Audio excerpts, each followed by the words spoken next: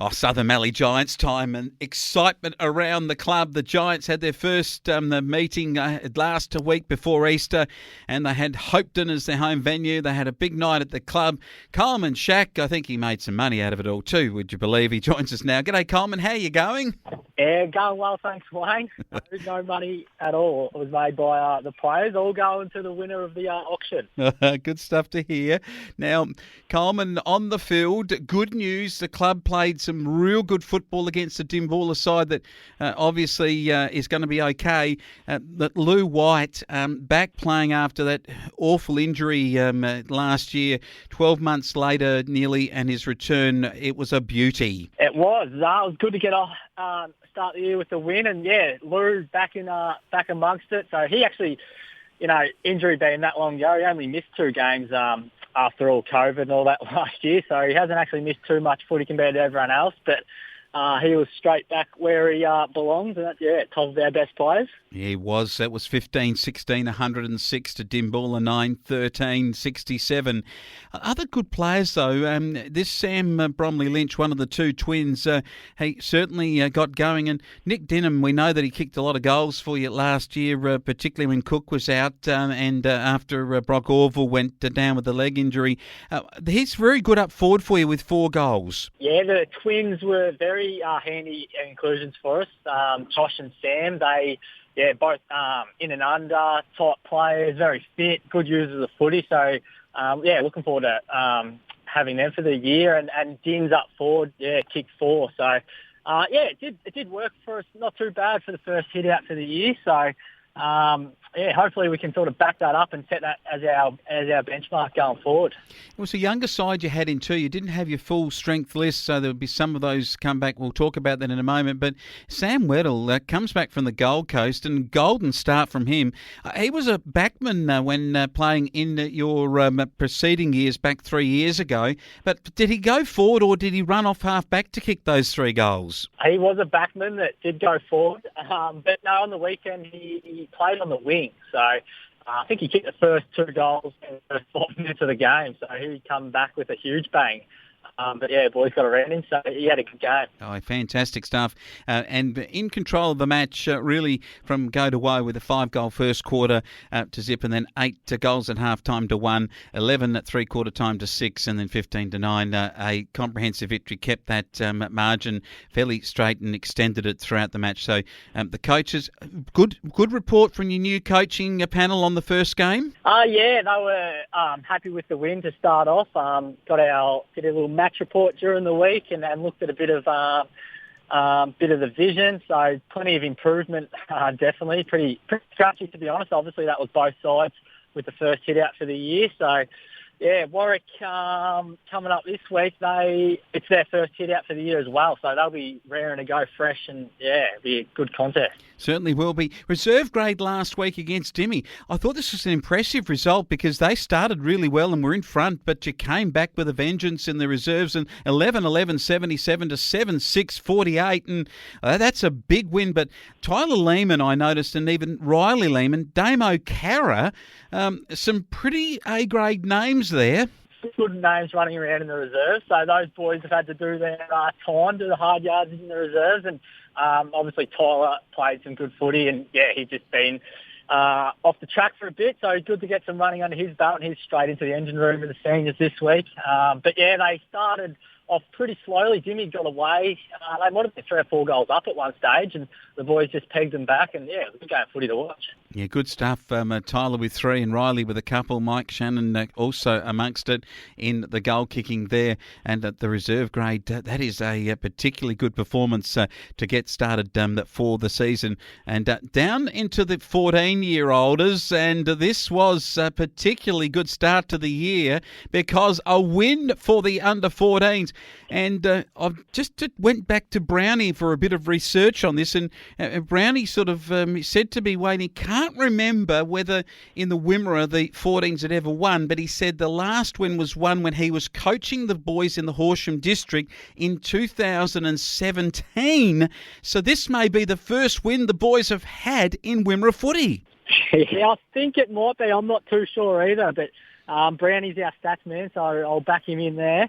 But yeah, definitely match of the day, the under-14s. It was down to the wire, goal for goal all day. And Liam Price stood in for Lewin as coach, just help out. Lewin was away, unfortunately, but he made a couple of masterstroke moves late in the game. And yeah, the boys got over the line and yeah, celebrated hard. It was, yeah.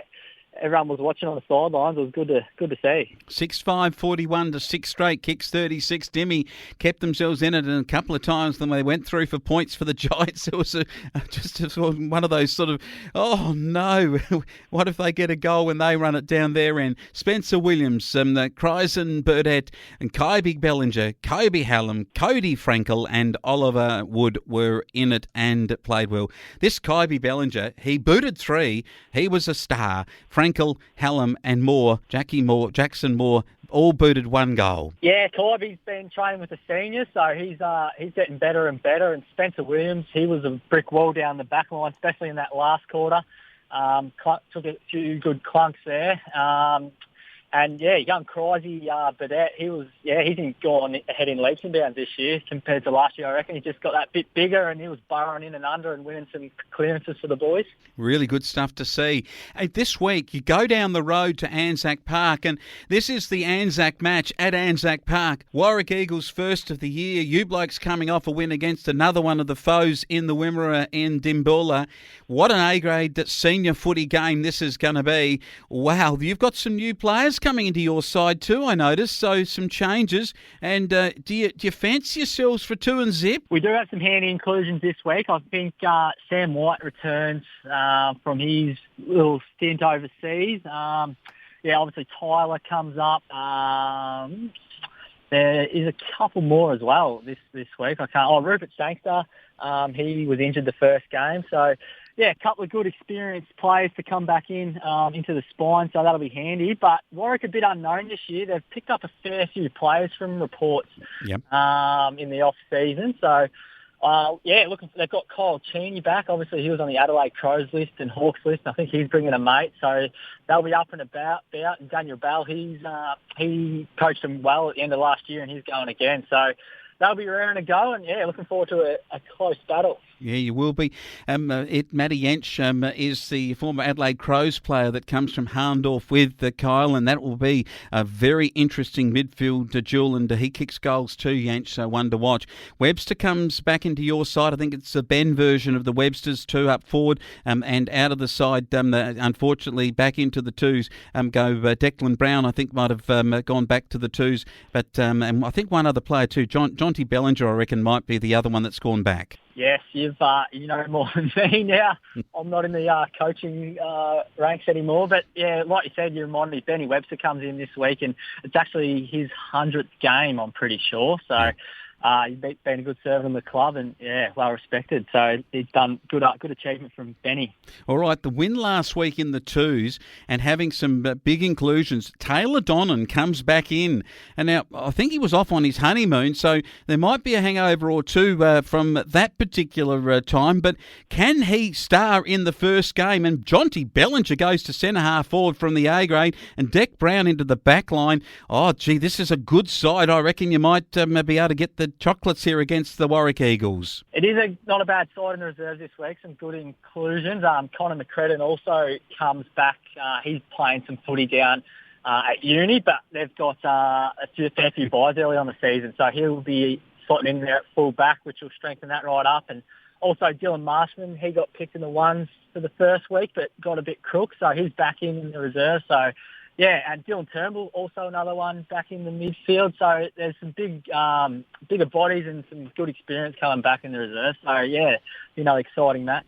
Yeah, look out for Hutto McCredden and Billy Allen, some of the young guns that are playing in the 2s, and they will certainly acquit themselves well. Deck Brown too.